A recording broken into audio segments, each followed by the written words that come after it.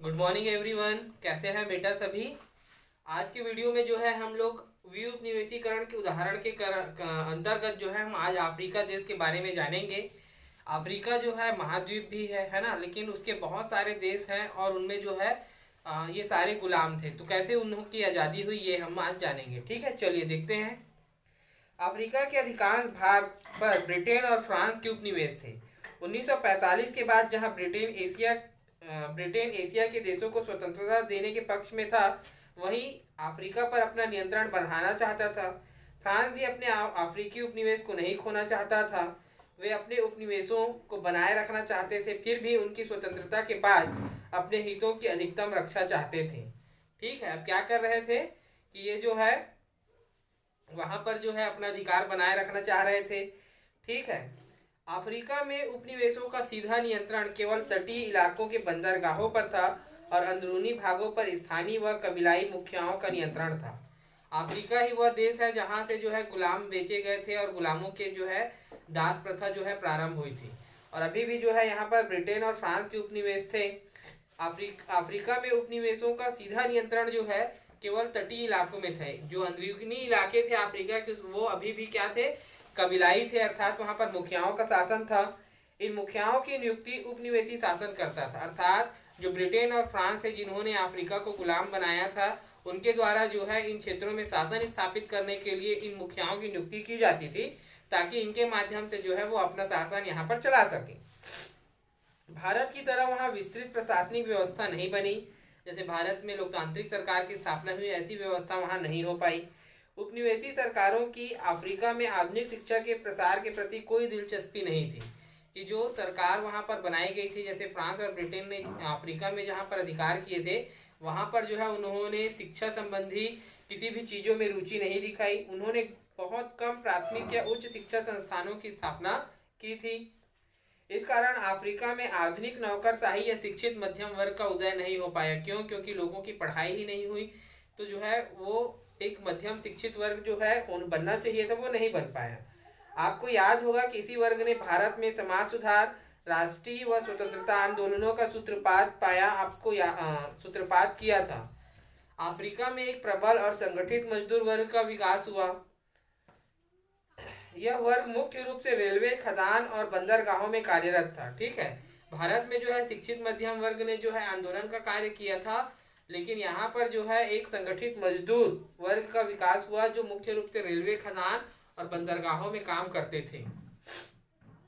1945 के बाद मजदूर वर्ग अपने अधिकारों तथा अफ्रीकी व गोरे मजदूरों के बीच समानता की मांगों को लेकर संघर्ष करने लगे। ठीक है, खदानों में काम करने वाले व्यक्ति, उनको एक ही प्रकार का काम दिया जाता था, परंतु उनके साथ भेदभाव किया जाता था। जो गोरे लोग थे उनको अधिक सुविधाएं मिलती थी, जो अफ्रीकी मूल के व्यक्ति थे उनको कम सुविधाएं मिलती थी, क्योंकि वे अश्वेत थे।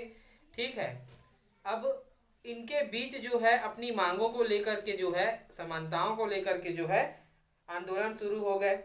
इसके चलते पूरे अफ्रीका महाद्वीप के लोगों में एकता और आपसी भाईचारे और साम्राज्यवाद की विरोध की भावना उत्पन्न हुई कि कैसे ये लोग जो है हमें गुलाम बनाते हैं और हमारा दुरुपयोग करते हैं। समान काम, समान वेतन होना चाहिए, समान सुविधाएं होनी चाहिए, पर ऐसा नहीं है। तो पहले जो है असमानताओं के लिए आंदोलन हुआ और बाद में जो है साम्राज्यवाद के खिलाफ जो है इनके आंदोलन तेज होने लग गए। 1956 तक फ्रेंच आधिपत्य वाले उपनिवेशों में कोई स्थानीय स्वशासन स्थापित नहीं था, लेकिन अफ्रीकी लोगों को फ्रांस के संसद में के चुनाव में भाग लेने का सीमित अधिकार था। ठीक है, 1956 तक क्या था कि वहाँ पर जो है जहाँ पर फ्रेंच अधिपत्य वाले जो उपनिवेश थे, फ्रांस का जहाँ पर उपनिवेश था, वहाँ पर जो है ऐसी सरकार कोई जो है स्पेशली सरकार जो है वहाँ पर स्थापित नहीं हुई थी, जो स्थानीय स्तर पर जो है वहाँ पर कानून व्यवस्था बना सके। लेकिन अफ्रीका में क्या था कि जो है वहाँ के जो चुनाव है उसमें इनको सीमित अधिकार मिले थे।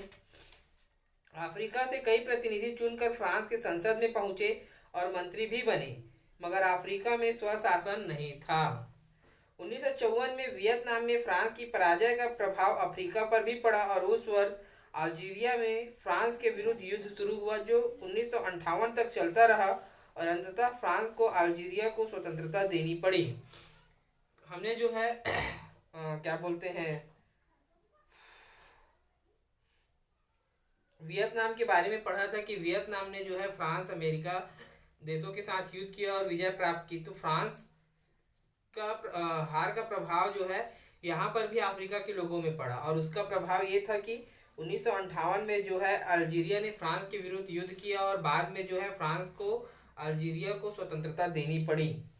दूसरी तरफ ब्रिटेन और फ्रांस ने मिलकर 1956 में ही मिस्र पर आक्रमण किया, क्योंकि एक महत्वपूर्ण परिवहन मार्ग पर मिस्र ने अपना अधिकार स्थापित किया था, लेकिन इसमें उन्हें हार का मुंह देखना पड़ा। दोनों देशों को यह स्पष्ट हो गया कि उन्हें अफ्रीकी देशों को भी स्वतंत्रता देनी होगी। तो इस प्रकार जो है अफ्रीका में स्वतंत्रता आंदोलन प्रारंभ होने लग गए थे। 1958 में फ्रांस ने ऐलान किया कि हर उपनिवेश में जन्म संग्रह कराया जाएगा, और जो भी देश स्वतंत्र होना चाहते हैं वे स्वतंत्र हो सकते हैं।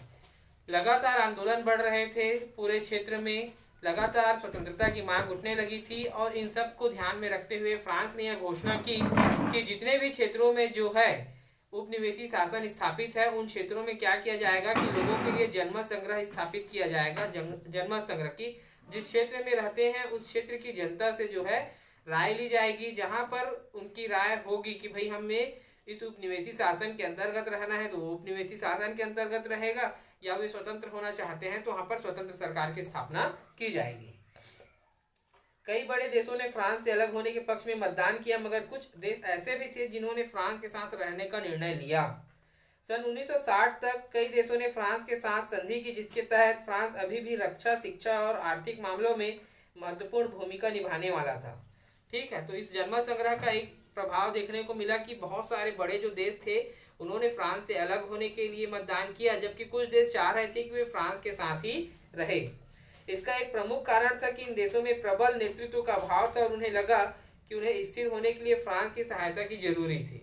तो जो देश जो है फ्रांस से अलग नहीं होना चाह रहे थे, उनकी पता था कि उनके यहाँ कोई स्थिर सरकार नहीं है, और उनकी स्थिरता को जो है फ्रांस की सहायता से दूर किया जा सकता है। कई राजनीतिक आलोचकों का मानना था कि यह उपनिवेशवाद ही है, जहां उपनिवेशों को सीमित आज़ादी दी गई है और वे अभी भी फ्रांस पर निर्भर हैं, और फ्रांस उनकी अर्थव्यवस्था और शिक्षा पर नियंत्रण बना रहा है। तो उपनिवेश का मतलब है नव उपनिवेश, मतलब कि फ्रांस जो है उनको सहयोगी के रूप में सहायता दे रहा है और उसके ऊपर नियंत्रण बना रहा है। जिस देश में जो है फ्रांस का नियंत्रण है वे वहां पर उसकी अर्थव्यवस्था और शिक्षा को भी नियंत्रित कर रहा है। तो इस प्रकार जो है अफ्रीका की आज़ादी का जो है अध्याय शुरू हुआ। ये था अफ्रीका का पार्ट 1। कल के वीडियो में जो है हम लोग अफ्रीका के पार्ट 2 के बारे में पढ़ेंगे। कोई भी डाउट होगा जरूर बताएंगे। ओके बेटा, थैंक यू।